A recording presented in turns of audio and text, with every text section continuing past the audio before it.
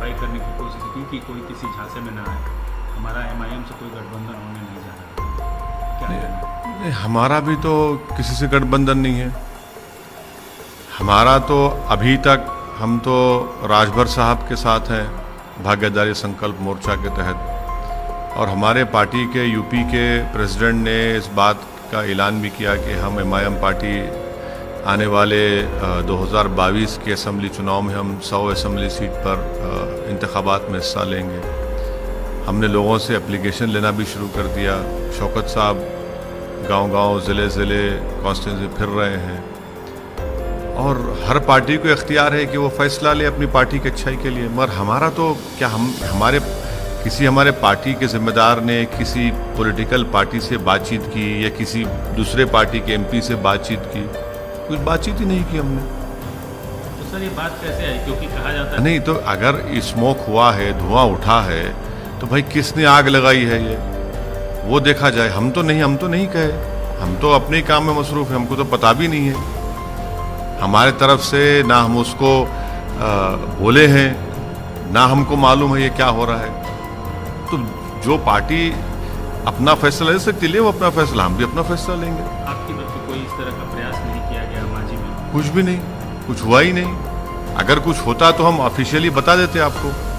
कुछ बातचीत ही नहीं हुई किसी से, तो कैसा बोलेंगे?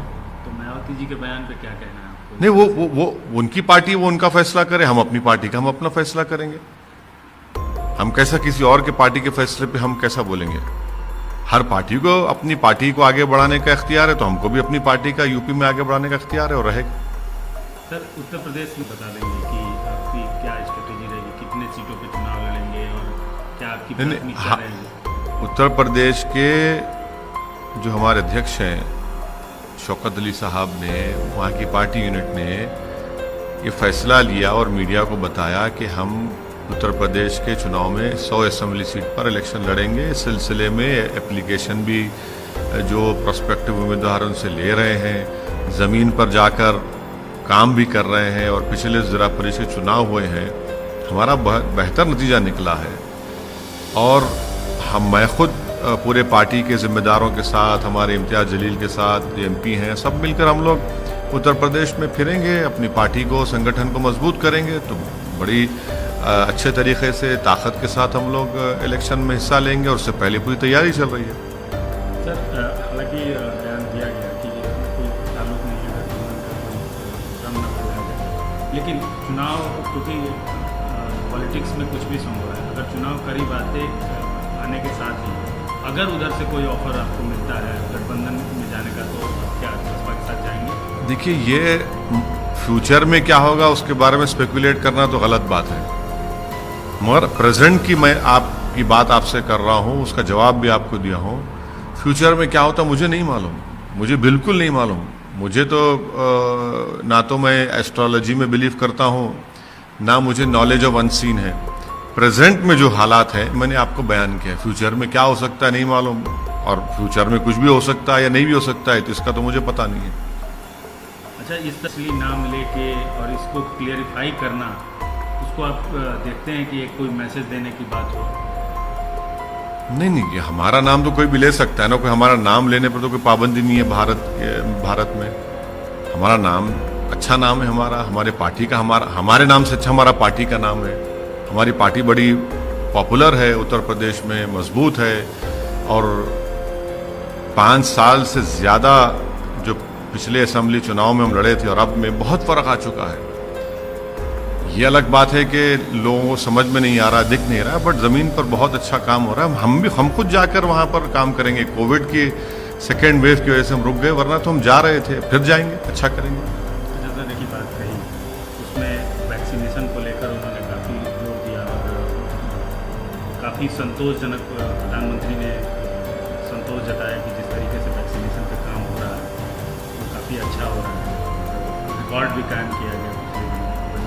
क्या कहना? देखिए, मैं प्रधानमंत्री की बात पर ज़्यादा यकीन नहीं करता हूँ, मगर ANI ने जो ट्वीट किया उसके ऊपर मैं कहना ज़रूरी समझता हूँ, क्योंकि गवर्नमेंट ऑफ इंडिया ने जो एफिडेविट फाइल किया सुप्रीम कोर्ट में, जिसमें कहा कि अगस्त और दिसंबर के दरमियान तक भारत सरकार 135 करोड़ कोविड वैक्सीन देश को प्रोवाइड करेगी।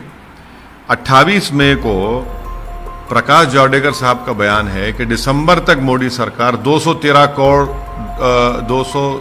करोड़ डोसेस देगी। अब ये 213 करोड़ से 135 पर आप आ गए।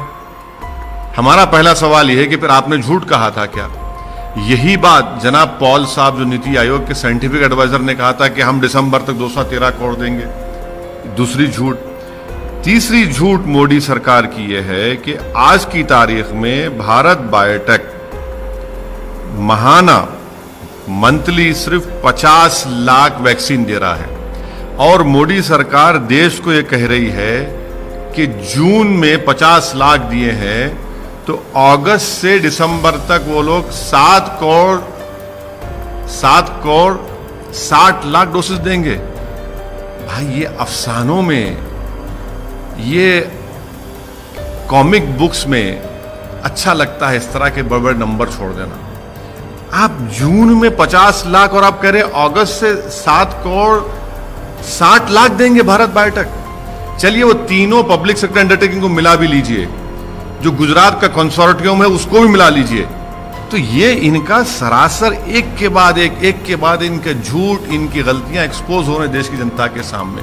और मैं शुरू से कह रहा हूं कि इनके पास वैक्सीन प्रोक्योरमेंट की पॉलिसी शुरू से गलत रही है, अभी भी गलत बोला जा रहा है। लेकिन सर मैं अभी तो मिल रही है, लोगों को लगाया जा रहा है लगातार। भाई लगाया जा रहा है, कैसे लगना चाहिए?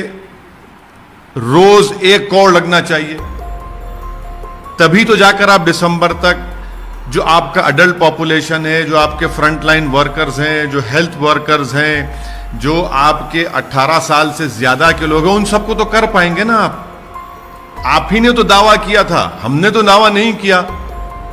आप ही ने कहा कि हम करेंगे, आप गलत साबित हो रहे हैं। ये जो आप सुप्रीम कोर्ट को कह रहे हैं कि 135 करोड़ हम अगस्त से दिसंबर तक, आप खुद ने खुद कहा था, सरकार ने कहा था कि 216 करोड़ हम दे देंगे। प्रकाश जावड़ेकर साहब ने मोदी सरकार की तरफ से आकर कहा, पॉल साहब जो साइंटिफिक एडवाइजर है नीति आयोग के, उन्होंने आकर कहा। और मैंने उस वक्त भी कहा था कि आपने सुप्रीम कोर्ट को जो 9 मई का एफिडेविट दिया उसमें कहा कि हम तो सिर्फ 13 करोड़ दे सकते हैं। चलिए अब आप ये नंबर दे रहे हैं, एक के बाद एक खुद अपने आप को एक्सपोज कर रहे हैं और देश के सामने अपने आप को गलत साबित कर रहे हैं।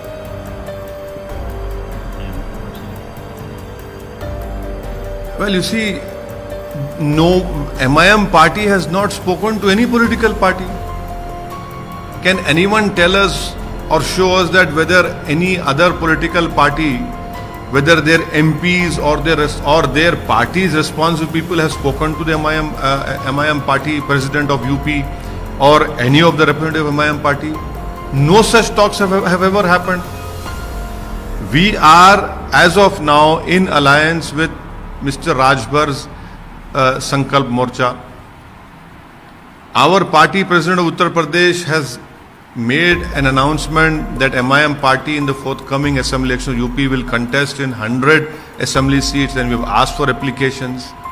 So where is the question of speaking to anyone? I don't know how did this news came about.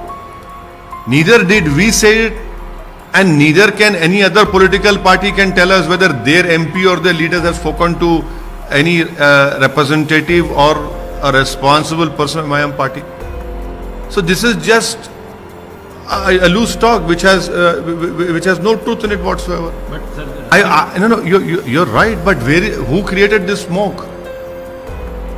We didn't create this smoke or this smoke screen.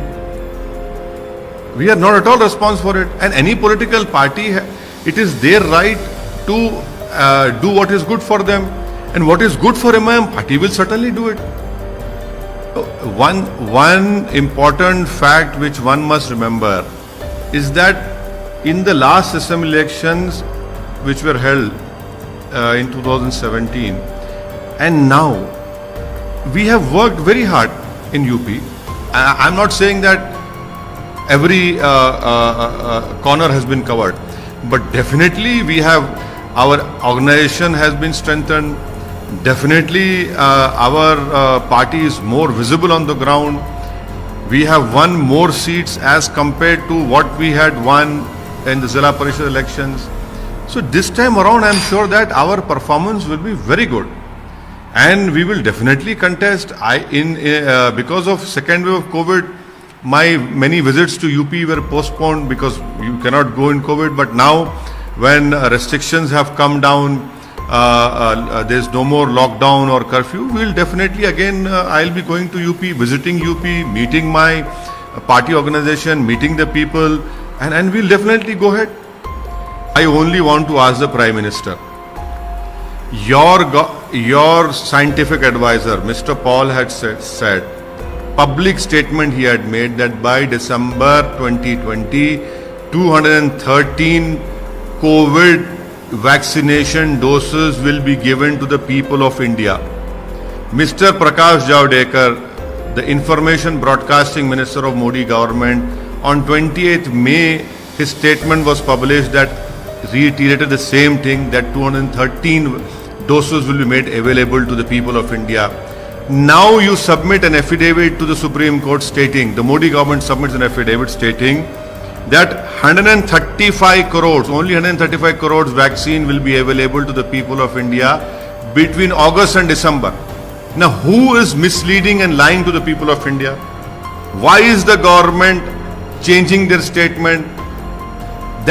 Earlier also I had pointed out that the Modi government has been badly exposed on the procurement and production of the vaccines. Third important point is that as of now, in this month of June, Bharat Biotech is only producing 50 lakh doses per month. The Modi government claims that from August onwards, the production of Bharat Biotech, from Bharat Biotech and the other three public sector undertakings and that Gujarat consortium, all these four and Bharat Biotech will be producing 7 crore 60 lakhs. For God's sake, please don't give all these fairy tale stories. You are going to make vaccines. You're not going to make some water portion. These are vaccines. How is it possible from 50 lakh June, you are going to produce 7 crore 60 lakhs? The experts have rightly said that this speed on this so-called slow speed which we are procuring, producing or giving vaccines, it will take us more than nearly 2 years to get all the Indians vaccinated. This in itself shows that they are misleading the country and the statements are completely false made by the Modi government.